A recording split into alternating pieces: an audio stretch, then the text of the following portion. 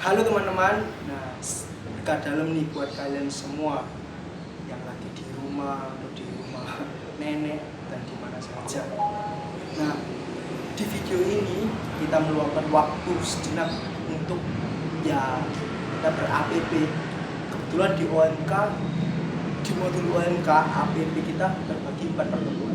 Di pertemuan yang keempat ini kita tidak bisa untuk berkumpul ya karena Indonesia, bukan hanya Indonesia, tapi seluruh dunia ini lagi bersedih karena wabah virus corona. Nah, di APP yang keempat ini tema kita adalah menemukan yang hilang. Nah, otomatis kita juga menemukan OMK dan teman-teman kita yang hilang. Di APP yang pertama, kedua, dan ketiga, kita sudah mendengarkan cerita dari Andri dan kawan-kawannya. Nah, di video ini juga kita juga akan melihat Andri dan teman-temannya. Mari kita simak.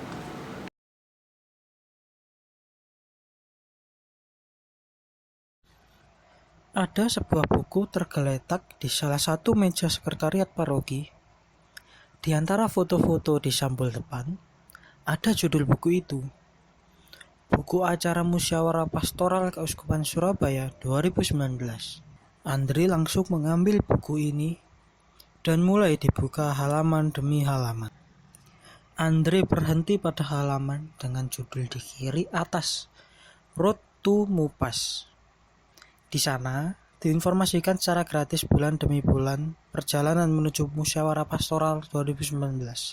Di pojok bawah kanan, tertulis dalam semangat Ardas, Gereja Keuskupan Surabaya mendewasakan paroki berakar lingkungan yang hadir di tengah masyarakat.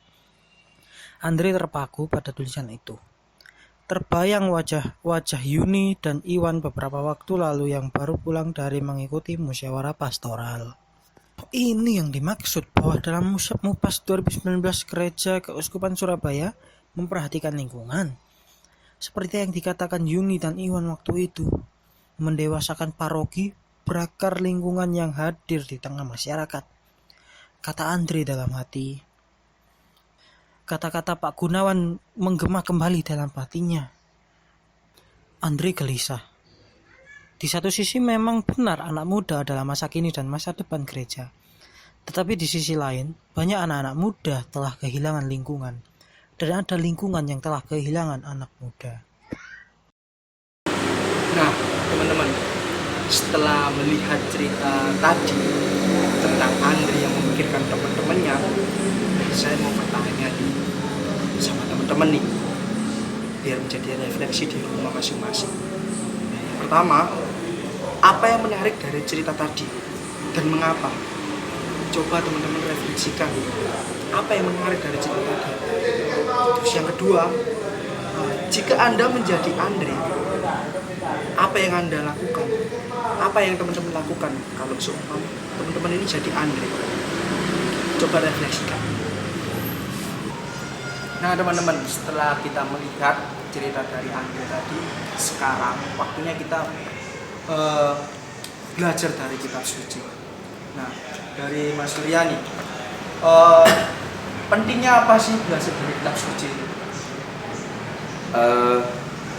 Belajar dari kitab suci ya, kalau dibilang penting itu sangat penting banget ya, karena kita tahu bahwa di Katolik kitab suci atau Injil adalah pedoman atau juga pegangan untuk hidup, karena di situ banyak firman dan banyak kisah-kisah inspiratif dan kisah-kisah yang bisa menjadi teladan dan pedoman bagi kita. Jadi sangat penting ya. Nah, untuk pertemuan APP yang keempat ini kita belajar dari Lukas bab 15 ayat 11 sampai 30. Mari kita simak.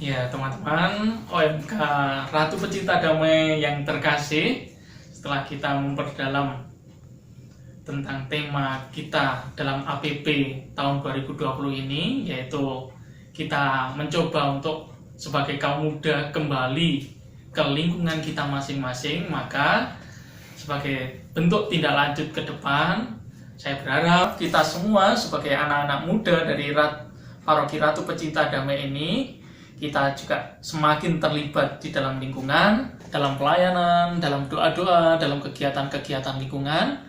Dan juga seperti yang kita ketahui bersama, sekarang lingkungan kita, bumi kita sedang menderita karena virus corona, maka kita mencoba untuk menunjukkan solidaritas kita kepada orang-orang di luar sana. Maka saya berharap kaum muda juga terlibat aktif di dalam pelayanan yang membantu korban-korban dari virus corona ini. Dan juga mari kita secara iman juga mendoakan mereka supaya Tuhan senantiasa memberikan kesembuhan dan juga pengharapan bagi masyarakat kita, terlebih masyarakat Indonesia dan secara khusus umat dari Paroki Ratu Pecinta Damai. Nah, di penghujung video ini kita juga akan mengakhiri APP yang keempat ini. Nah, sebelum kita akhiri juga, kita juga harus berkomitmen ya, suatu bentuk RTL kita untuk menindaklanjuti pertemuan-pertemuan dari 1, 2, 3 dan yang 4 ini. Nah, setelah kita dengarkan tadi pembicaraan atau wejangan dari Romo Novan sebagai moderator kita, nah kita akan mengutamakan program kerja ya lebih ke lingkungan. Nah, makanya dari teman-teman ini lebih lagi untuk peduli dengan lingkungan. Jika ada acara di lingkungan atau kegiatan, ya kita sebagai RTL kita, bentuk RTL kita tadi untuk menghadiri dan ikut serta. Juga di kondisi yang seperti ini, kita juga harus sering-sering berdoa, jaga kondisi. Kita juga harus lebih peduli karena kita juga orang muda. Di tengah wabah ini kita juga harus ikut andil untuk menangani COVID-19 ini. Nah, sekian teman-teman dari video ini. Kiranya video ini bisa menjadi berkat bagi kita. Berterima kasih juga dengan teman-teman yang ikut dalam pembuatan Romo Novan. Saya ucapkan terima kasih yang sudah mau untuk memberi peneguhan. Baik, saya akhiri video ini. Tetap peace, love, unity, and respect.